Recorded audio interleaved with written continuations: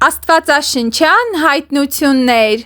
Զոյա Ասլանյան կամ Զոյա Ղարիբյան Մեղքը թույն է Ձեռքերդ շտապ որևէ մեկի վրա մի դիր և ուրիշների մեղքերին մասնակից մի եղիր, քեզ մաքուր պահիր Առաջի Տիմոթեոս 5:22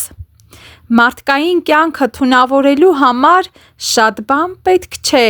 մի կաթիլ թույնը բավական է այն թունավորելու համար: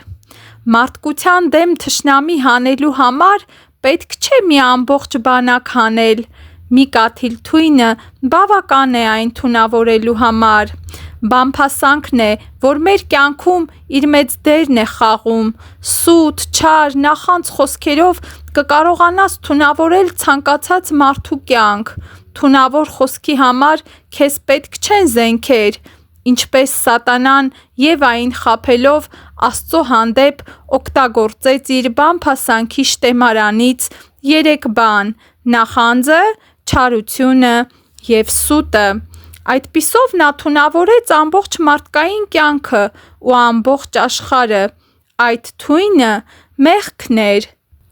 Այսօր էլ միլիոնավոր մարդիկ իրար դեմ օգտագործում են այդ չար սպառազինությունը թունավորելով մարդկային կյանքը: Ուստի մեղքը թույն է, որ մտնելով մարդու մեջ թունավորում է նրա ամբողջ կյանքը և տանում դեպի մահ: Մենք գիտենք նաև օձի կծելուց հետո թունավորվում է մարդու մարմինը և դա նրան տանում է դեպի մահ: Այդպիսին է նաև մեղքի թույնը մեզ կտանի դեպի մահ: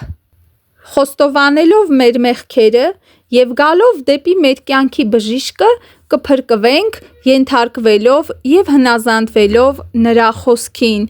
Ինչպես անապատում օձերից խայթվածների հետ էր լինում Թվոց 21:9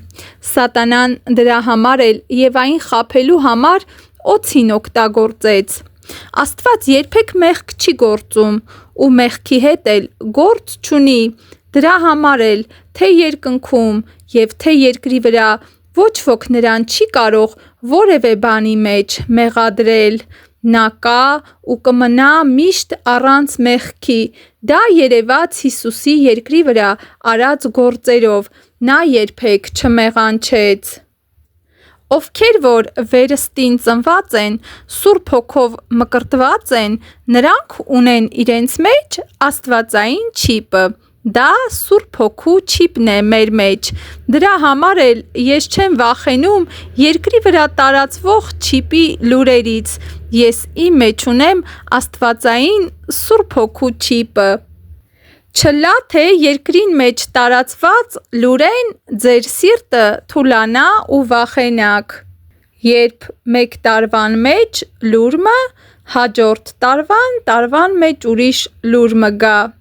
Երեմիա 51:46 Ամեն